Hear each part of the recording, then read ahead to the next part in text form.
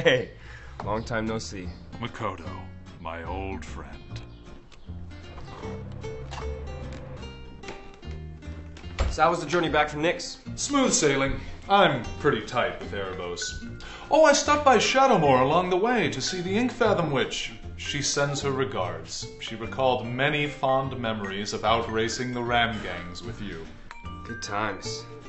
Say, are you two still, No, heavens no. I can't date merfolk anymore. Something about needing to breathe air when you're, Say, nice place you got here. Thanks. You know, you and Lindsay are welcome to come to Dominaria any time you like. I've got a nice bungalow on a swamp there in the lower pits. Sounds great. We'd love to. Let's see. Now, what is it? It's your first main phase. No, I know that. I'm just... Okay, now this guy's ability triggers if... Okay, I passed the turn.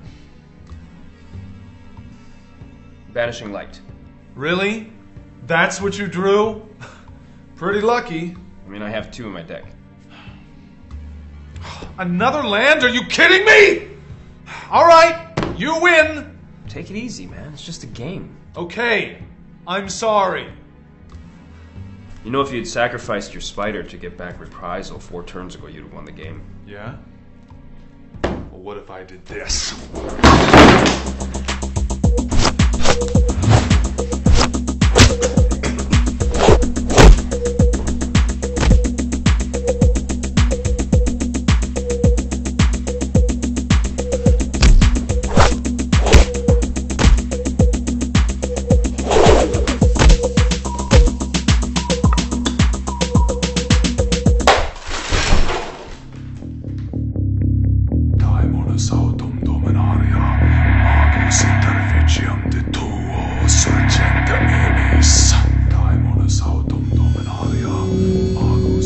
Keep that demon crap out of my house!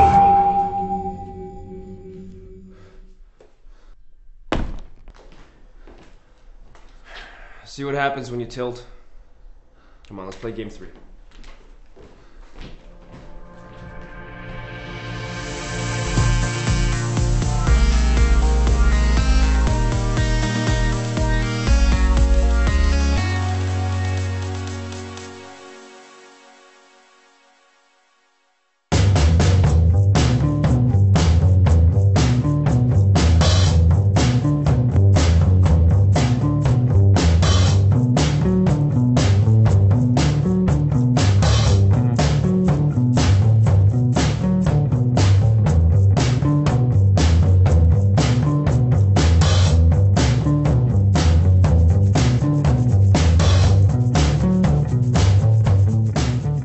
To many of us, Magic is more than just a game.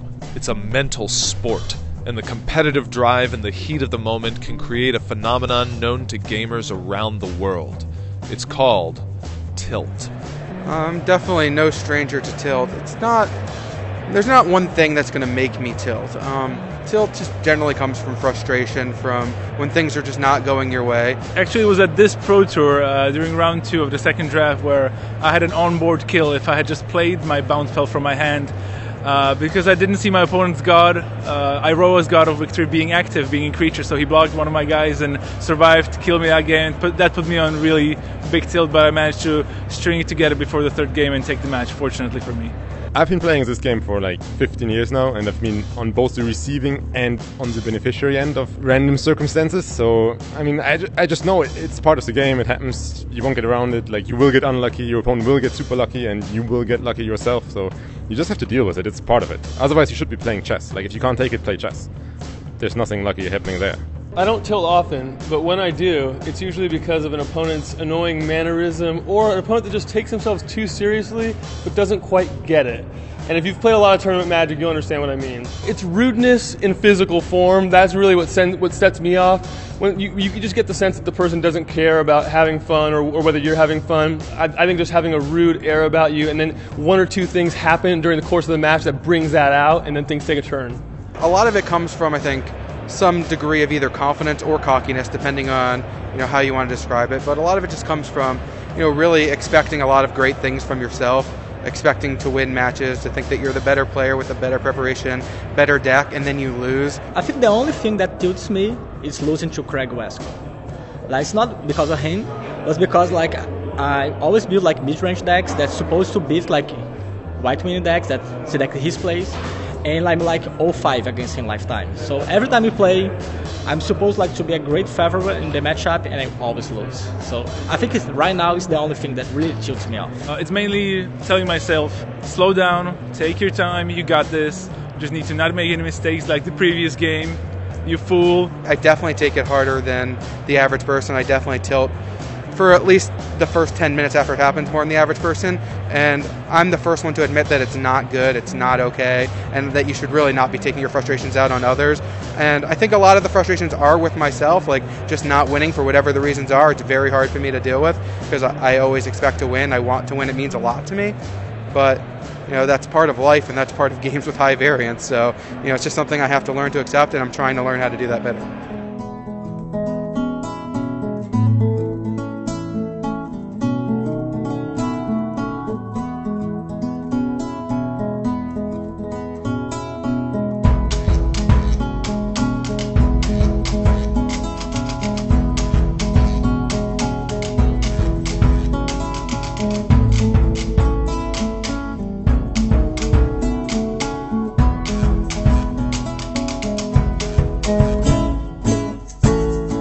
Pro Tour Journey into Nyx features the unexplored territory of the block-constructed format. Armed with a fresh set of cards, players are tasked with discovering new strategies that they hope will carry them to the top 8 of the tournament. For creative thinkers, Block provides the best opportunity to build a truly original deck. I'm here with Alex Hain and Sam Pardee, who have come to this Pro Tour with a really spicy homebrew that, Alex, you actually designed. So can you talk to us about your Enchantress-style Eidolon of Blossoms deck? So, you use Eidolon of Blossoms to draw a lot of cards with a bunch of enchantments in the deck, and then generally you try and obtain a creature that untaps, like Kior's Follower, plus a land, either Nykthos or a land enchanted with Market Festival, usually 2 copies, so that it produces 5, and a Thassazyre, so that you can pay 4 to untap your creature, which untaps your land, which produces 1 mana in each cycle, gaining you 1 mana, and so then you can produce infinite mana and have all your creatures untapped and all your lands untapped, and then you get Bow of Nylea in play. And since all their creatures are tapped, and since you can untap on any permanent as many times as you want, you can keep using the bow to put +1/+1 counters on all your creatures until they're as big as you want, or you can gain as much life as you want, and then you attack them.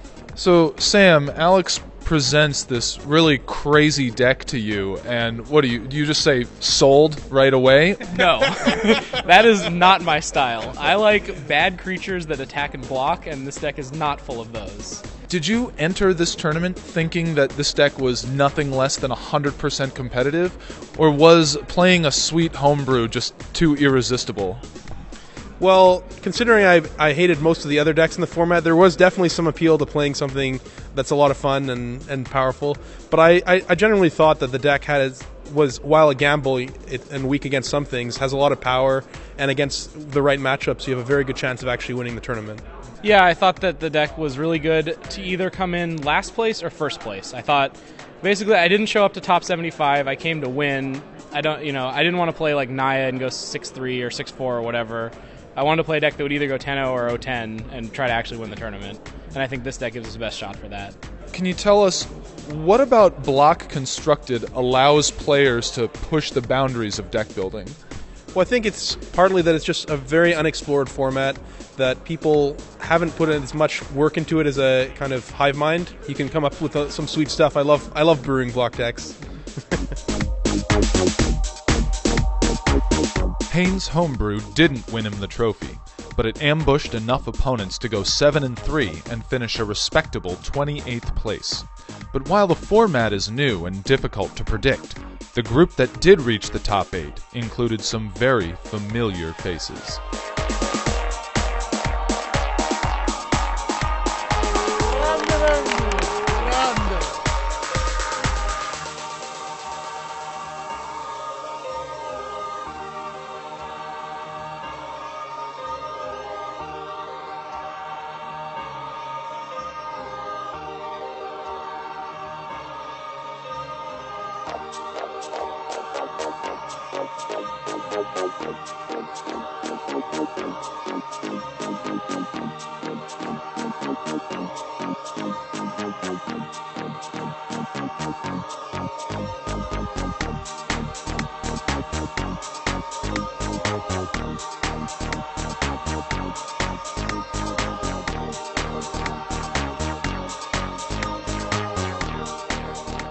The top 8 of Pro Tour Journey into Nyx featured superstars fighting each other for survival, and a confident newcomer making Pro Tour history. In reaching the Sunday stage, South Korea's Nam Sung-wook became the first of his country ever to reach the top 8 of a Pro Tour. A new member of the formidable Pan-Asian team MTG Mint Card, Nam came to battle with an enchantment-themed deck centered on the bountiful gifts of a forest spirit called Eidolon of Blossoms. His quarterfinal opponent, Andrea King of the Hill Menguchi, had won an impressive string of games in the feature match area over the weekend, but his dragons didn't survive long enough to take down the stoic Korean. The quarterfinals also saw a bevy of Magic's notable names from past and present. Number 1 ranked player Reed Duke made his long-awaited Pro Tour Top 8 debut, but was felled by the red and green monsters commanded by Japan's Yuki Ichikawa. Pro Tour Return to Ravnica champion Stanislav Tsivka put Josh Utter-Layton through an ordeal, but the reigning player of the year ultimately withstood the Czechs' barrage of attackers. Old-school stalwart Jamie Park achieved his third top 8, spanning 3 different decades, but saw his run end in the quarters at the hands of the innovator himself, Magic legend Patrick Chapin. In the semifinals, Chapin went up a game on Josh Utter-Layton thanks to a herd of cats led by their sovereign, Brimaz, King of Oreskos. In Game 2, both players kept risky opening hands, leaving their fate to Lady Luck. Chapin desperately needed to draw land, and when he did, this is how his teammates reacted. A few feline attacks later, and Patrick was through to the finals. All right, Patrick, that was pretty crazy. Well, what just happened in that last game? One land keep, and then I scry, didn't see another land, so I'm just hoping, I'm like, okay, I really hope the top one, I'm just visualizing forest, and then it wasn't real until the crowd, like, you could hear the crowd erupt, and it was like, oh, this is really what I drew. What has been your experience of this Pro Tour? I mean, I've gotten very lucky a number of times, but I also, I guess, just very thankful to have had the testing I did with CFB Pantheon, so feeling super prepared for this. Once I actually got here, I've gotten lucky a number of times to have things break my way, and I'm just feeling very blessed right now. Meanwhile, in the other semifinal, Nam Sung-wook called upon Elspeth, Sun's champion, to vanquish Yuki Ichikawa. In both Games 1 and 2, the powerful Planeswalker recruited a legion of soldiers, then gave her own life so that they could fly and soar past Ichikawa's defenses. And so the finals would pit Korea's top 8 pioneer Nam Sung-wook against a longtime cultural leader of the Magic community who first played on the Pro Tour 18 years ago. Jealous that anyone else would summon Elspeth, Wook began Game 1 by inserting a brain maggot into Chapin's ear to extract from his head the very thought of calling on her. But Chapin successfully killed the maggot, and Elspeth came quickly to his aid, allowing Chapin to take a 1-0 lead in the series. But Elspeth and her legion of soldiers fought for Wook in Game 2, and once again she vanished into thin air so that her soldiers could take flight and deliver death from above, tying the series at 1 game apiece. In Game 3, the bizarre love triangle between Chapin, Wook, and Elspeth took a turn for the dramatic. First she appeared on Wook's side of the battlefield, then on Chapin's, then on Wook's again, then on Chapin's. Then she disappeared altogether when Wook cast Banishing Light. But Chapin freed her from the grips of the white enchantment, and she was his to stay, giving Chapin the lead, 2 games to 1. In Game 4, Wook struggled to find land, much less Elspeth. Chapin capitalized with repeated attacks from his Fleecemane Lion. After several claws to the face, Wook conceded, making Patrick Chapin the Pro Tour champion for the first time in his long and storied career. Patrick, between your 9th place finish in Dublin and now your performance this weekend, I mean, you've been on a hot streak lately. What's changed about your game, would you say? Earlier in the week, Kai and Paul told me that the best way to win was to get really, really lucky all the time. So I tried that for a change. Plus, being all beat down all the time now is really... I don't even remember ever playing Control. You've written a book about Magic. You've played on the Pro Tour since you were a kid. You've made a hip-hop album themed on Magic, but you never won the big tournament. What does this mean to you, this moment? I mean, it's pretty awesome. It hasn't really, I guess, computed too much yet, but I know that it means that I have a chance to play in the World Championships in France later this year. So I'm, like, super excited. Like, I'm one more step closer. Who else is going to enjoy this victory as much as you are? An awful lot of people. Channel Fireball Pantheon, obviously, all my friends, and, of course, my wife, Amanda. And my mom at home, my biggest fan. Well, congratulations to Patrick Chapin, the champion of Pro Tour Journey into Nyx. That's what they say, yo. I still had all D. I still had all D. I still had all D. Hello and welcome to the Tournament Center at Pro Tour Journey into Nyx. I'm Brian David Marshall, and I am joined by Pam Nezzy. It's good to be here. So my spies on the floor tell me you've brought quite the little deck to this Pro Tour. I did. It's a green ramp deck, but it actually splashes black for this card, Worst Fears. Wow, I know you've been very excited about this card since it was first revealed. For those of you unfamiliar with the card, what it says is you control target player during that player's next turn. That is correct. So what's the craziest thing you've done with this card so far? Nothing too crazy, actually. Mostly I force them to make bad attacks or use their removal spells on their own creatures, misuse their sacrifice outlets, leave their planeswalkers vulnerable, stuff like that.